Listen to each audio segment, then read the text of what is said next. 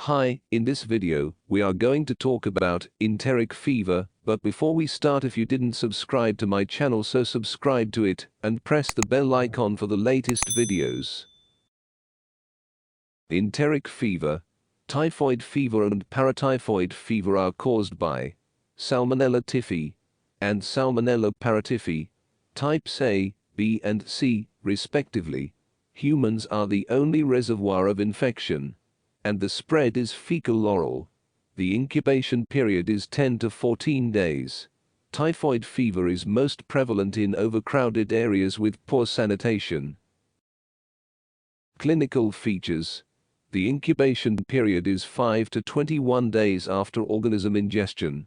There is an insidious onset of intermittent fever, headache, and dry cough and relative bradycardia.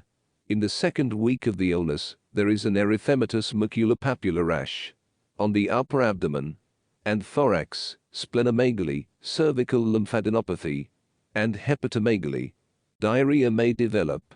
Complications, usually occurring in the third week, are pneumonia, meningitis, acute cholecystitis, osteomyelitis, intestinal perforation and hemorrhage.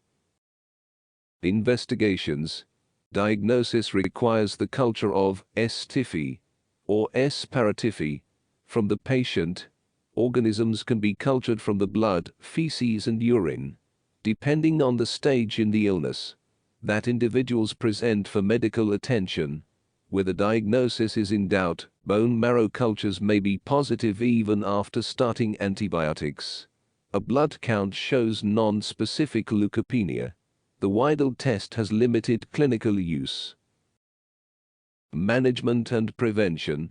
Due to the increasing resistance of S. typhi and S. paratyphi to fluoroquinolones, intravenous ceftriaxone is considered first-line treatment until fluoroquinolone sensitivity is assessed.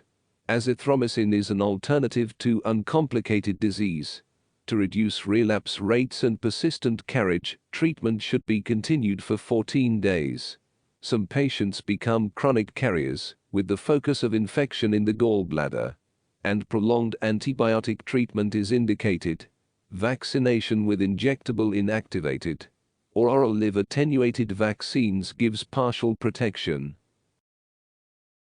That's it for now. I hope you like it. Thanks for watching, and don't forget to press subscribe button.